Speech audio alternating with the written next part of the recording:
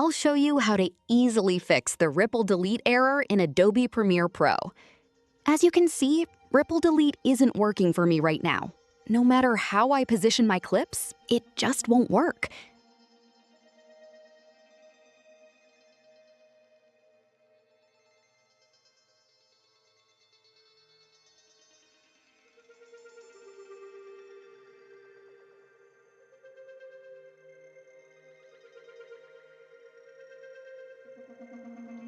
But if I click on this little icon right here, the toggle sync lock, it suddenly works again. But why does this happen?